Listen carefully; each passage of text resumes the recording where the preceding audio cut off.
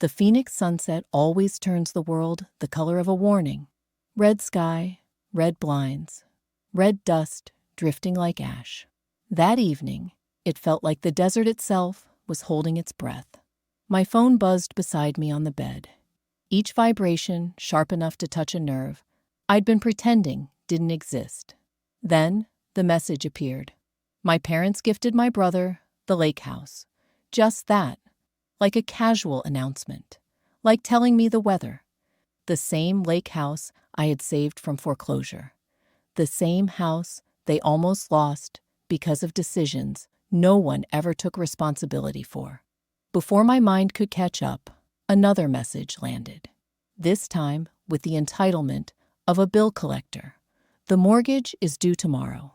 Send $3,200. Don't be late. They didn't ask. They expected, because that's who I was to them. The responsible daughter, the reliable daughter, the daughter who always swallowed hurt and called it love. I stared at the glowing screen, at the words that reduced a decade of sacrifice into a monthly invoice. And for the first time in my life, my hands trembled, but my voice didn't.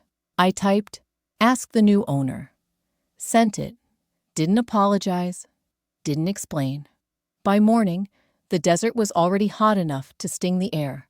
My phone flashed with missed calls, 30 of them, maybe more.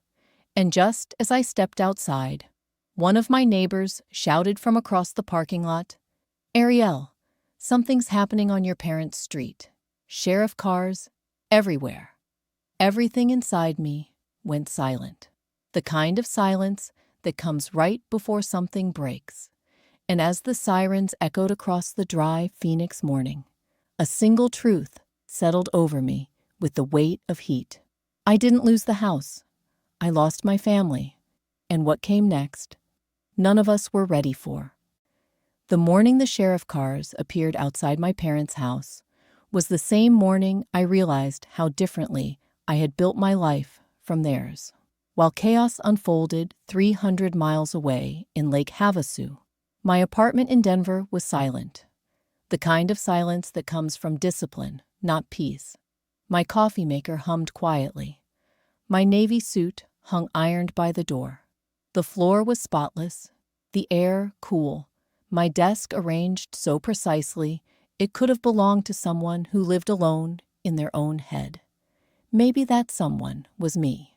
I'm Ariel Carter, 31, cyber fraud data analyst for the Denver Financial Crimes Task Force.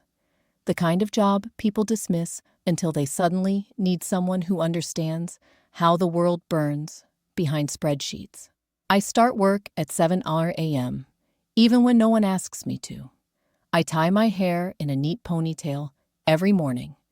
And on the days my family says something that cuts just a little too deep, I tie it again, tighter, pretending it's just practical. People at work call me steady, reliable, the one you want in the room when something is falling apart. Funny thing is, that's exactly what my family trained me to be. My brother Logan never had to be steady. At 28, he's the kind of realtor who can charm someone into signing a contract they don't understand, then forget to show up for the final walkthrough. Handsome, reckless, adored. Pamela, my mother, calls him her shining boy. She says it with her soft, southern drawl that makes even cruelty sound like hospitality. My father, Dennis, used to run into burning buildings for strangers, but he never learned how to sit in a quiet room with his own pride. Volatile, impossible to please, quick to anger, and quicker to forget why he exploded in the first place. And then there's Sienna, Logan's influencer fiancée. A woman who films her breakfast, her yoga poses, her engagement ring, and occasionally her thoughts. Though those are usually sponsored, growing up among the four of them felt like living backstage at a performance where everyone else had a speaking role, and I was just responsible for keeping the lights on. I used to think if I stayed quiet, if I didn't take up space, If I kept the peace long enough, they would finally see my worth. But families like mine don't reward quiet. They consume it. While my phone kept vibrating across my kitchen counter, 32 missed calls now, I picked up my mug, sipping calmly, as if I weren't watching my entire family unravel through notifications. And yet, a small part of me ached, because despite everything, the insults, the entitlement, the years of being the invisible backbone, I'd still wanted them to choose me, just once. I glanced at my reflection in the microwave door. Ponytail neat, eyes tired, jaw set with a resolve I hadn't earned until yesterday. This wasn't just the morning after a betrayal. This was the morning I finally understood who I was, without their expectations. Not the ATM, not the backup plan, not the forgotten daughter in the edge of the family photo, but a woman who could burn down the system they built and still walk away steady. And the day was just beginning. The drive from Denver to Flagstaff always leaves a thin film of dust on everything. The car, my blazer, even my skin. By the time I pulled into the gravel driveway of the ranch rental my parents had chosen for our family weekend, the sun was dipping low, painting the yard in gold that made the wooden porch look warmer than it had any right to be. Inside, voices spilled through the screen door. Laughter, clinking silverware, the sugary high pitch of Sienna narrating something for her followers. I brushed off my blazer, smoothed my ponytail, and stepped in. They were all gathered around a beautifully set dining table. Linen tablecloth, polished silver, crystal glasses glowing like prisms under the chandelier. My seat at the end stood out immediately. A plain plastic cup waiting for me like a joke someone forgot to hide. My mother noticed my eyes drift toward it. "Oh, sweetheart," she chirped, hand fluttering like she was blessing a child. "We didn't want you to worry about breaking a nice glass. You've had such a long drive." I nodded, swallowing the sting that crawled up my throat. "Thanks, Mom." Logan didn't look up from slicing his steak. "Damn, Ari. Still wearing your work armor? Do they let you breathe in those suits?" Sienna giggled behind her hand. "Cyber fraud stuff, right? Government salary must suck. But hey, at least it's stable. Super cute that you're doing whatever that job is." My father chuckled like it was all harmless fun, like their words didn't tighten something deep inside my ribs. I pulled out my chair, the only one without a cushion. "Of course." My mother poured wine into everyone's crystal glasses, raising hers for a toast. Then she gestured vaguely toward my cup. "Oh, Ari, there's some iced tea in the fridge. Help yourself, honey." No one paused. No one waited. The toast went on without me. I sat there, letting their conversation swirl. Logan bragging about a new listing he hadn't secured yet. Sienna announcing their brand partnership. My parents cooing over wedding plans like they were curating royalty. Another jab landed. Lightly, casually, expertly aimed. Logan leaned back, smirking. "You know, sis, what you really need is a personality transplant. You'd actually enjoy life for once." Sienna chimed in, oblivious or uncaring. "Yeah, we should drag you out sometime. Get you a real makeover. Fun aunt energy. You'd be perfect." My chest tightened. Slow and precise, like a fist closing around a thread inside me. I forced a smile so practiced it barely cracked. "I'm good," I said softly. "Really?" But beneath the table, my fingers curled into my palm. I could feel that familiar urge to retie my ponytail too tight. The instinct to hold myself together when the room I grew up in insisted on pulling me apart.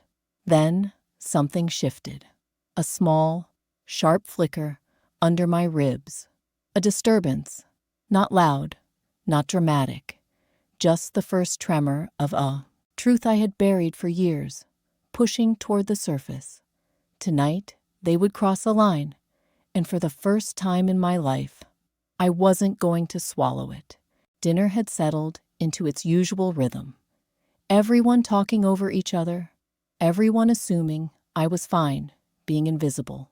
I focused on cutting my chicken, breathing evenly, quieting the tremor that had been building in my chest since I walked into the room.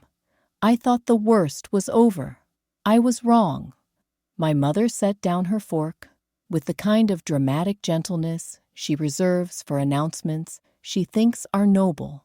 "Your father and I have some wonderful news," she said, beaming toward Logan and Sienna. "We've decided it's time to transfer the Lake Havasu house to Logan as an early wedding gift." My knife froze midair. Logan's grin spread wide. Sienna squealed like someone had handed her a crown instead of a deed. My father nodded proudly, as if this generosity came from deep wells of earned gratitude instead of years of reckless decisions. Pamela added, "Your brother needs stability as he starts a family." Dennis chimed in without looking at me. "You never liked the lake anyway. You're always too busy for us. Too busy, too independent, too convenient to overlook." It landed like a slap. Not loud, just familiar. While they kept talking, my gaze drifted toward the mantel. A silver frame caught the chandelier light. A photo from a trip years ago. Or so I thought. But when I looked closer, my stomach sank. There they were, Mom, Dad, Logan, Sienna, all clustered together, all smiling. And off to the right, half cut out of the shot, was me.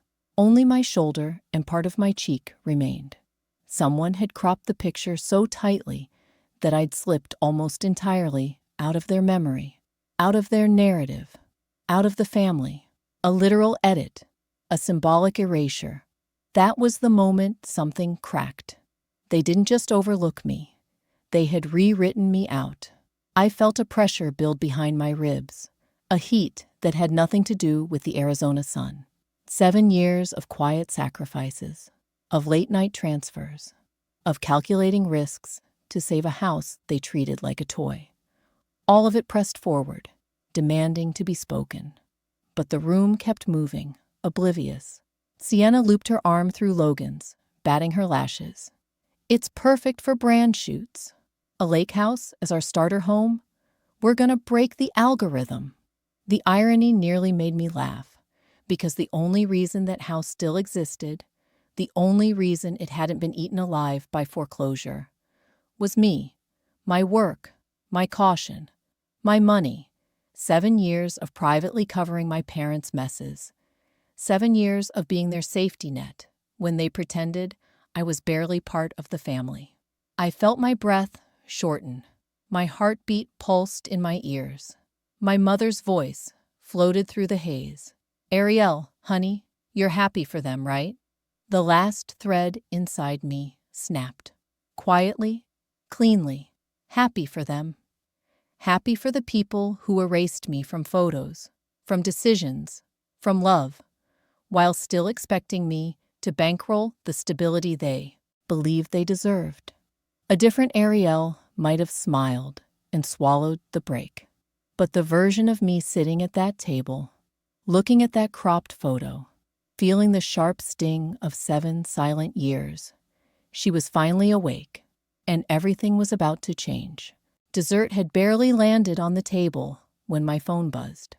A sharp vibration against the cheap plastic cup they'd assigned me. I wiped my hands on my napkin, already bracing myself. My mother never texted during meals, unless she needed something. The message glowed up at me, simple and transactional. Mortgage due tomorrow. Send $3,200. No greeting. No thank you. No acknowledgement that I was sitting 10 feet away from her. Just a bill, just an order, just another reminder of what they saw when they looked at me. A reliable pair of hands, not a daughter. The words punched the breath out of my lungs. A pulse of pain flared beneath my collarbone, as familiar as it was exhausting. Before I could tuck the phone away, Sienna leaned forward, eyes wide with fake sympathy. "Aw, Ari," she laughed, as if this were a joke we were all in on. "You're the responsible one. Just automate your charity payments. That's what I do with my gym memberships and, like, all the boring stuff." Logan snorted. "Seriously, it's only money. You've got plenty. Only money. Plenty." As if they had ever once asked how I afforded the years of payments that saved them from losing everything. As if stability grew on trees. As if I didn't spend every day calculating risks in other people's financial disasters, then come home to quietly fund the ones in my own family. The pain twisted deeper, sharper, not from their words, but from how quickly they tossed them out. How natural it was for them to step on me without looking down. My hand trembled as I set my fork down. They didn't notice. They were too busy laughing, too busy planning the future built on the bones of my sacrifices, too busy drinking from crystal glasses while I sipped from a cup meant for picnics and children, a detail so small, yet suddenly so symbolic, I could hardly breathe around it. I felt my ponytail slipping, strands loosening around my face. I lifted my hands and retied it, pulling it back tighter than before. My fingers steadied, my breath evened. A cold clarity slid through me. Enough. Enough swallowing, enough shrinking, enough pretending their cruelty was just clumsy affection. I lifted my gaze, meeting each of theirs in turn. My voice came out low, smooth, terrifyingly calm. "Ask the new owner." Silence hit the table like a dropped plate. Logan blinked. Sienna's smile faltered. Even my mother's face twitched, confusion flickering behind her practiced gentleness. But I didn't stay to watch their expressions crack open. I stood, slid my chair back, buttoned my blazer with steady hands, and walked toward the door. The click of my heels echoed across the hardwood floor. Sharp, deliberate, final. Each step sounded like a verdict being read aloud. Behind me, no one called my name. No one stopped me. No one asked what I meant. They only stared, like they'd just seen something they didn't understand. Something dangerous that had been sitting quietly beside them for years, without them noticing. Outside, the desert air rushed over me, cool and fierce. And for the first time in my life, I didn't feel small. I felt the spark catch fire. Snow in Denver doesn't fall so much as it swallows. Whole streets, whole houses, whole mistakes disappearing under a white that feels too quiet to trust. 5 years ago, on a night when the wind rattled my windows like a warning, I got a call from my father that split my life into a before and an after. "Ari, don't let your father lose everything." His voice cracked the way ice does under weight. Sharp, dangerous, desperate. I drove to my parents' house, through the storm, wipers smearing snowflakes into frantic blurs. When I arrived, the kitchen table was covered in overdue notices, predatory loan documents, and a foreclosure warning stamped in red so loud it felt like it was shouting. Dennis sat hunched, buried under the mess he'd created, fingers shaking around a pen he shouldn't have been holding. My mother paced behind him, muttering about reputations, neighbors, shame. Logan was nowhere to be found. When I lifted the paperwork, one signature stopped my breath. My name. My signature. Except it wasn't mine. It was forged, sloppy, tilted wrong. A version of my handwriting used against me. My father wouldn't meet my eyes. "Ariel, I didn't think it would matter. I just needed time. Origin wound. That's what the therapists call it. The moment a child learns exactly how fragile their place in the family truly is. Mine was printed in fading ink across a forged signature. "I'm not co-signing," I told him, voice steady, even as something inside me splintered. "I won't drown with you." My mother gasped, as if I were the one who had betrayed them. But I wasn't cruel. I wasn't heartless. I was a risk analyst who knew a sinking ship when she saw one. And I knew something else. If I didn't protect them, no one would. So I created a shell LLC, Cascade Ridge Holdings, and used every loophole I understood to quietly purchase their mortgage before the foreclosure auction did. They never asked how the crisis vanished. They never thanked me. They simply returned to their habits, convinced the storm had blown over on its own. They didn't know the consequence. Because of the way Dennis structured his loans, the mortgage tied to my LLC triggered cross-default clauses, meaning the LLC didn't just hold the lake house debt. It controlled 3 Carter assets. 3, all sitting quietly in my name, under my oversight, protected from their chaos, and completely unknown to them. That was the night I became the scaffold, holding up a family that didn't even notice I was there, and the night I learned that silence can be a weapon or a cage. Harvey Klein's office always smelled faintly of leather and ink, the kind of place where decisions weren't discussed, they were executed. The Denver skyline glowed beyond the floor-to-ceiling windows, sharp and metallic in the late afternoon light. I sat across from him, hands steady, pulse even, the last pieces of my patience cooling into something harder than resolve. Harvey scanned the documents I'd placed on his desk. The loan history, the forged signature, the cross-default triggers, the transfer papers my parents had already initiated. He didn't blink often, but when he did, it was slow and deliberate, the way someone blinks when they understand they've been handed a live grenade. "So," he finally said, tapping the folder, "you want acceleration?" "Yes."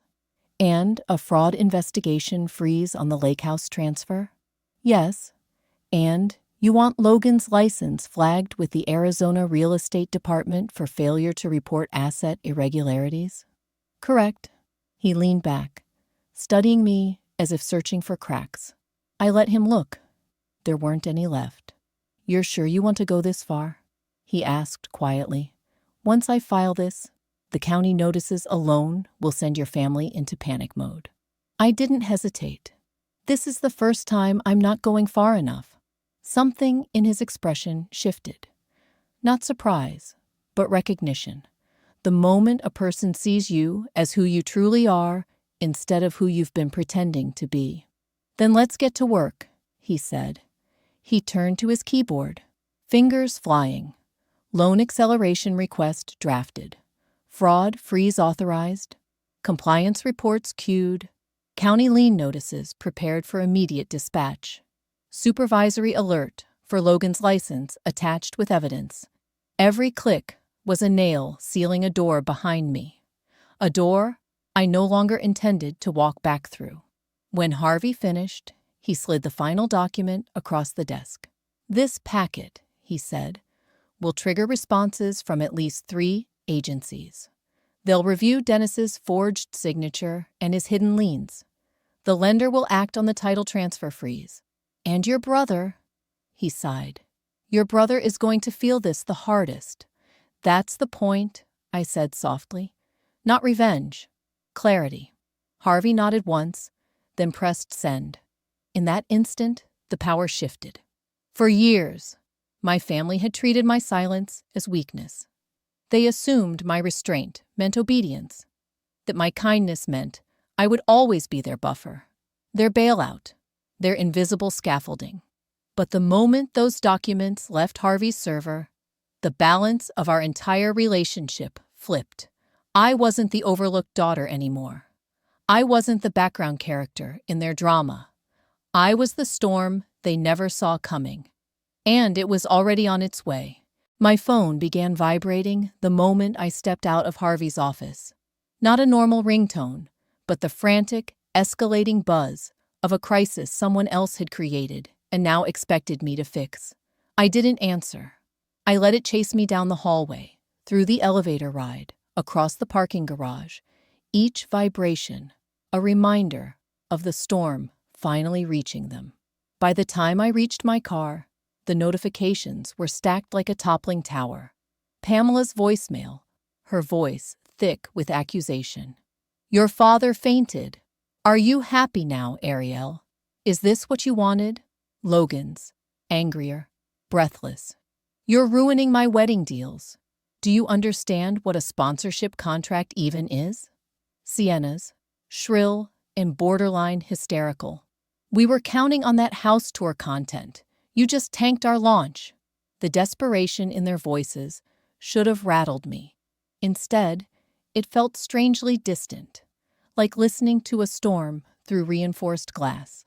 I slid into the driver's seat, exhaled slowly, and finally swiped to open the messages. County notice. Fraud freeze initiated bank notice. Acceleration in review. Regulator alert. Inquiry into unlicensed collateralization triggered. It was happening fast, faster than even I expected. And then came a message from an unknown number, a shared drive link, no explanation. Curiosity nudged me. I tapped. Inside was a folder labeled Wedding Campaign, Draft Audio. I pressed play. Sienna's voice filled the speakers. Bright, breathy, dripping with the kind of fake sweetness she used online. But then her tone dropped, sharpening like a knife. "Ugh, Logan, your sister is dead weight. Like, actually, dead weight. She doesn't get branding, she doesn't get lifestyle, she doesn't get us. We need that lake house for the portfolio. I don't care how she feels.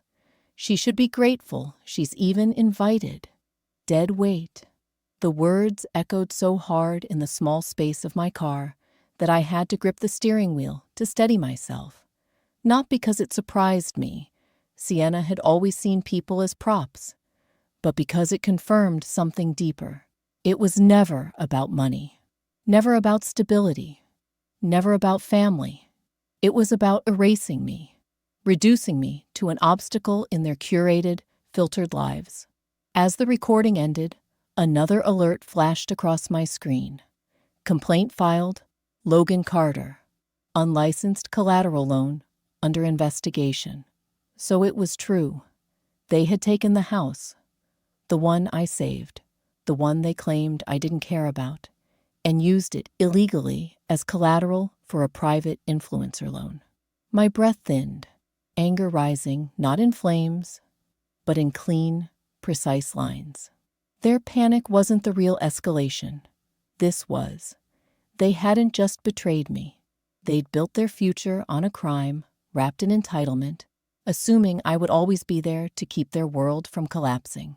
But now, the cracks were widening, and for the first time in 7 years, I wasn't rushing to hold anything together. I was watching it fall and letting gravity do the rest. Snow hadn't fallen in Denver that night, but the air outside my loft felt cold enough to shatter. I had just set my keys on the counter when a sharp knock cracked through the silence. Not a neighbor's knock, not a delivery, a desperate, uneven rhythm that carried far too much urgency. I knew before I even opened the peephole. Pamela stood on the other side of the door, wrapped in a wool coat, far too thin for the temperature. Mascara streaked down her cheeks, like she'd rehearsed the crying in her car. She clutched a pie, perfectly latticed, suspiciously warm, definitely store-bought. I opened the door only an inch, the chain still latched. "Ariel," she breathed, as if she were the one trembling. "Sweetheart, we need to talk." My pulse didn't spike. If anything, a strange calm settled over me. This isn't a good time. She ignored that. Pamela Carter never acknowledged boundaries she didn't draw herself. She lifted the pie slightly, like an offering. "I made your favorite, apple cinnamon, just like when you were little." I almost laughed. She'd never baked anything in my childhood. She barely cooked at all. Then came the real play, her voice softening, lowering, smoothing out the panic into something syrupy. "What's happening with the house? It's gotten out of hand. Your father is beside himself. Logan is devastated. And the sheriff," She swallowed dramatically. Ari, this has gone too far. Gone too far. I felt my jaw tighten. She leaned closer, mascara smudging deeper. I know you're upset, but families don't take each other to court. That line, that old, worn-out line, the same one weaponized every time they needed me to swallow something sharp and pretend it tasted like love. I unlatched the chain slowly, but only to open the door just wide enough for her to see my face clearly. No anger, no softness, just truth. You took me there first. The sentence landed like a gavel. Her breath hitched. The pie wobbled in her hands. For a moment, she looked genuinely stunned, like she'd just discovered I had a backbone she didn't install. Ariel, honey, I didn't let her finish. I closed the door, quietly, deliberately.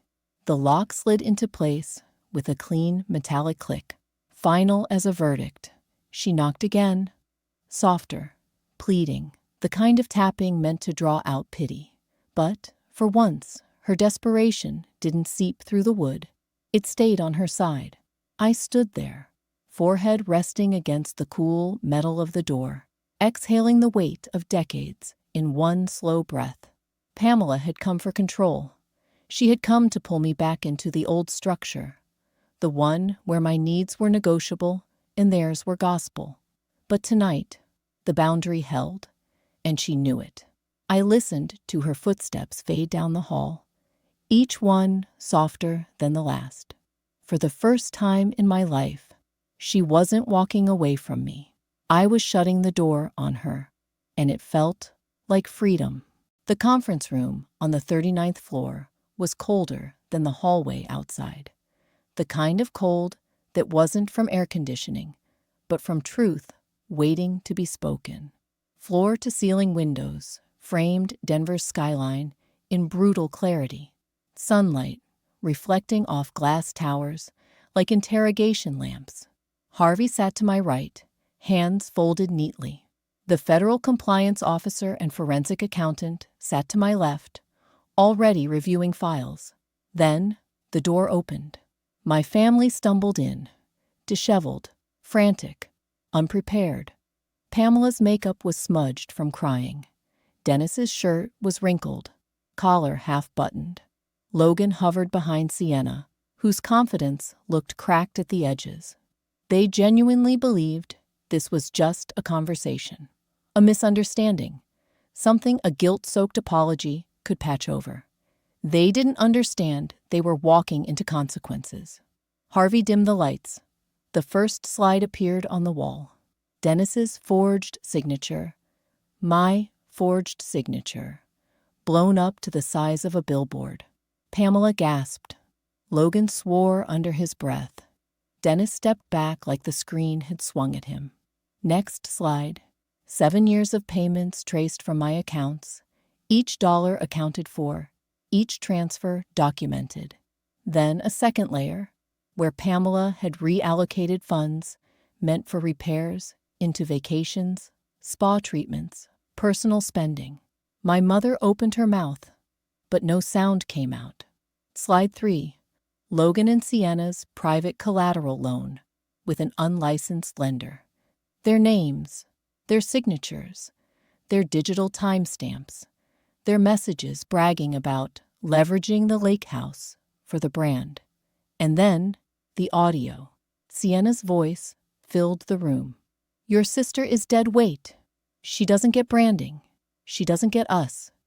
She should be grateful she's even invited. The silence that followed was so heavy, the air felt thick. Pamela turned to me, eyes wide with a mix of shame and something uglier, fear. I met her stare and held it. 1 second, 2, 3, 4, 5. Only then did I speak. You didn't just disrespect me, I said quietly. You used me, and you committed layered fraud under my name. A tremor ran through the room. Everything they believed about our family hierarchy cracked in that sentence. Pamela tried to reach for my hand across the table. I didn't move. Dennis cleared his throat, voice brittle. Ariel, we didn't know. That Harvey said smoothly, is precisely the problem. Logan burst forward. So what? You're going to ruin our lives? Over a misunderstanding? I looked at him. No, I'm not here to ruin anything. I'm here to stop being ruined.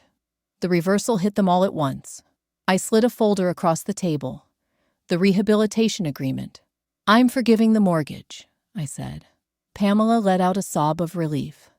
But you're entering a court-supervised financial rehabilitation program. All three of you. If you slip, lie, or attempt to move assets again, every charge we just presented becomes active. It was a lifeline and a leash, not revenge, accountability. For 7 years, I had carried them quietly. Today, I handed them back their weight. Pamela whispered, Ari, please. But this time, the plea didn't land. Something in me had already shifted. This is the last time I save you, I said. The room stayed silent. The kind of silence that marks the end of a story they thought they controlled, and the beginning of one I would finally claim. 3 months passed, and the dust settled in ways I never expected. The reverberations from that boardroom ricocheted through my family's lives, reshaping each of them with a kind of slow, necessary gravity. Logan traded polished shoes in open houses for steel-toed boots and early shifts at a construction supply warehouse. His realtor license sat suspended on a state website for all to see, a quiet accountability he finally had to face. Sienna's brand deals evaporated after the investigation gained traction. She enrolled in community college, ponytail messy, ambition newly humbled. Dennis started attending Gamblers Anonymous, slipping into meetings with the uneasy posture of a man seeing himself honestly for the first time. He no longer touched alcohol. Pamela took a part-time job at a neighborhood bakery, apron dusted with flour instead of entitlement. They were smaller versions of themselves, not broken, just quieter. As for me, I moved into a loft in Denver's Rhino district, a space filled with light and choices that belonged entirely to me. I cut my hair shorter, bought clothes that felt less like armor and more like freedom, kept my faithful Subaru because stability can be its own kind of luxury. One evening, as the sun set across the brick buildings, I removed the lake house key from my keychain. I placed it gently into a small wooden box, closed the lid, and turned the tiny lock. A chapter sealed. The next weekend, we met for dinner. Simple dishes, paper napkins, no hierarchy. Pamela brought a pie she actually baked. Logan apologized without excuses. Dennis whispered, "Thank you for saving us from ourselves." I nodded, kind but steady. The boundary remained. Not a wall, just a line finally drawn in the right place. In the quiet after everything, my life didn't feel lighter all at once. But it felt honest, the kind of honesty that doesn't sting anymore. I built new routines, new boundaries, new peace, and slowly, the churn of the past folded itself into something I could carry without collapsing underneath it. What happened with my family didn't disappear. It simply settled into its rightful place. I stopped trying to earn space in rooms I had already paid for. I stopped confusing sacrifice with love. And in choosing myself, I created a version of us that could finally breathe. People confuse accountability with cruelty. For years, I protected my family quietly. When they erased me, I didn't destroy them. I forced them to face the truth, and only then could we rebuild. If you've ever had to set a boundary with people who took you for granted, I want to hear your story. Share it below, and subscribe if you've ever been the responsible one in your family.